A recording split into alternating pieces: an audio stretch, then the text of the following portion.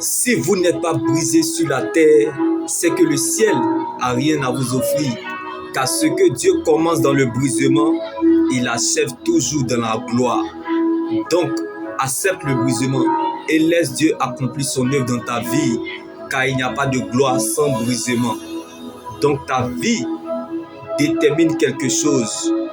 Comme Abednego était un homme de foi, Shadrach était déterminé, Meshach était motivé.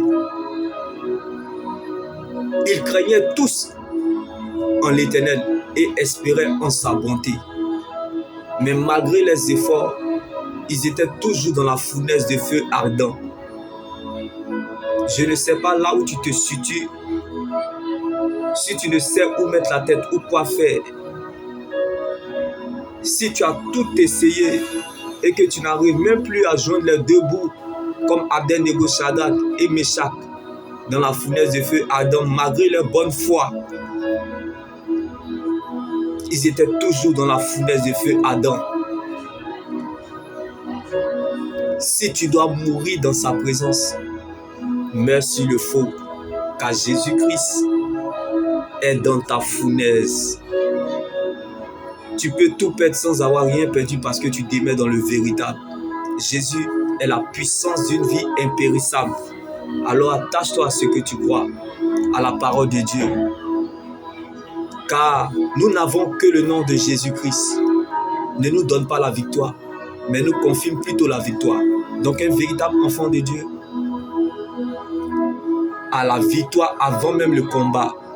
Comme avant même que Goliath n'arrive, Dieu avait déjà prévu David. Ce que Dieu commence dans l'humiliation, il achève toujours dans l'élévation.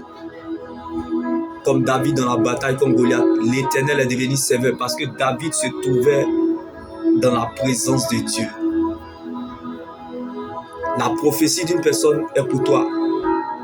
Abednego, Shadrach et Meshach ne connaissaient pas d'autre nom à part le nom de Jésus-Christ dans la fournaise de feu ardent. Donc même si cette situation refuse d'entendre le langage humain, elle entendra le langage divin. Jésus est dans ta barque, comme les disciples pendant la tempête. Si cette situation refuse ou t'empêche de faire exister ton Dieu, qu'elle ne t'empêche pas de faire exister ton Dieu. Même si le Seigneur ne t'a encore rien dit, mais je sais que tu dois garder ce qu'il t'a dit. Si une situation refuse que tu existes, comme les disciples pendant la tempête, mais qu'elle ne t'empêche pas de faire exister ton Dieu, comme Jésus était dans la barque des disciples pendant la tempête. Attache-toi à ce que tu crois, à la parole de Dieu. Comme Jésus n'a pas parlé de la tempête, mais il a parlé à la tempête.